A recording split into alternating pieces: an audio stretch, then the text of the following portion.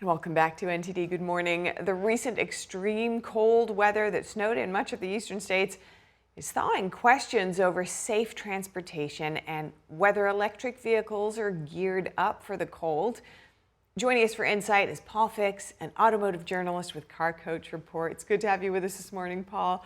A number of electric buses couldn't run in the cold weather recently, and a watchdog group called Power the Future is criticizing the oversight of federal subsidy programs totaling more than $8 billion under the Biden administration towards these kinds of buses and transportation. I know your publication, Car Coach Reports, recently ran a story about e-buses in Vermont this winter. So lay the issue out for us briefly.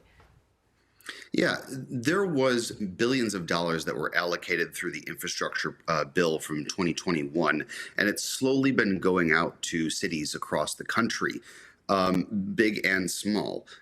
For instance, 100 buses are planned to be bought for Washington, D.C. 30 buses are planned to be bought or in the process of being bought for Seattle. And Burlington, Vermont, they got 5 buses for $8 million, which, these buses are not cheap, whether they are diesel or electric, but it's still a lot of money to be throwing around. And there's been a lack of research done on how effective these buses are going to be, especially in the very cold winters that places like Burlington, Vermont do get.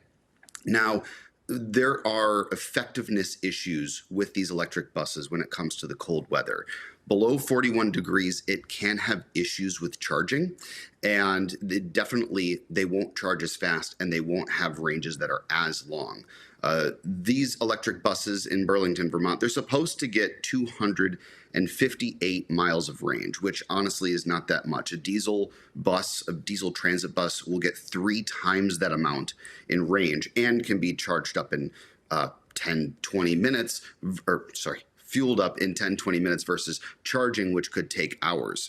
They really playing for this. It seems like they jumped the gun and said, we need to try to push the agenda rather than trying to make an efficient use of our buses for the actual people using those buses. And all 5 of those buses, they're not being used this winter. It's too cold. Right. So what operating environments would these electric buses actually be well suited for?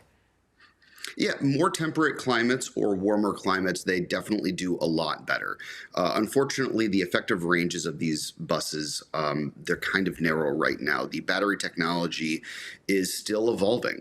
There's a lot of great strides being made in making these electric buses better, but unfortunately right now, they're not ready for prime time. So in temperate climates, they seem to do pretty well. They get their effective ranges. And there are some cases where people can get longer ranges depending on how they would drive their electric vehicles. But when it comes to a bus that's constantly starting and stopping and going up hills, and especially having to get around in the winter, it's going to be using extra power. Also with the heaters on board, right? And all of the other equipment that a bus needs in order to operate correctly. So they're never going to get their maximum 258 miles of electric range.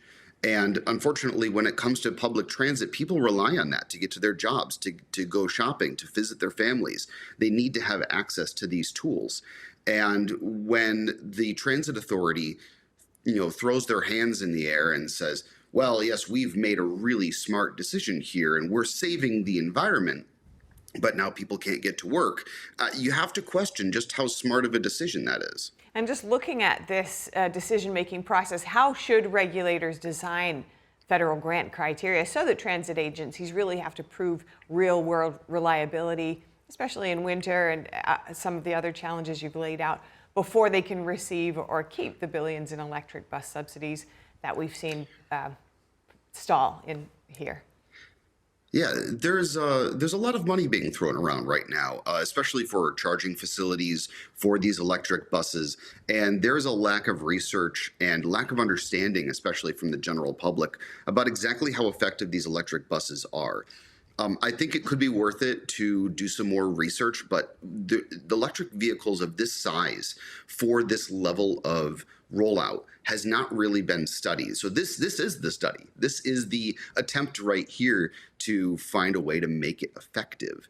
And what we're finding is that it's not, at least in Vermont. We're going to see how things roll out in other areas. There's a town nearby me that's getting electric buses, and I'm sure there's one near you that's getting electric buses. They are really on a roll here, rolling out these, pardon the pun, rolling out these electric buses. And we need to really see the real world effects. Like I was saying, people aren't able to get to work because these vehicles can't charge effectively below 41 degrees, so they've been parked. And that's not effective for anybody. What do you think viewers who may be concerned about this, in terms of grid reliability, energy security, what can they do, or what questions should they be asking their local officials? Yeah, you should absolutely hold your officials accountable. If they want to move to an electric bus system, you should know that you're still going to be able to get around. In Burlington, for example, they replaced 10% of their fleet, which is those 5 buses that I mentioned, with these electric ones. And that's actually had a massive effect by cutting different lines for the transportation. So go tell your representatives that you're not happy with these decisions if it's affecting your life. If you're living in a more temperate climate, I really do hope that it hasn't affected your daily travels.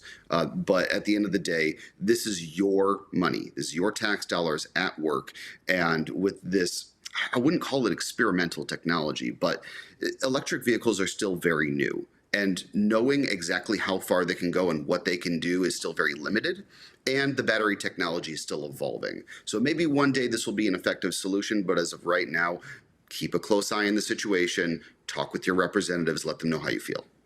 Thank you so much, Paul Fix. Good to see you. See you soon. Thanks so much. If you like this video, give it a like and subscribe for more videos like this, and check out our car review channel, Car Smarts. You can support me by buying me a cup of coffee, and if you want even more content, check out the links in the description. I'm Lauren Fix. Thank you so much for watching.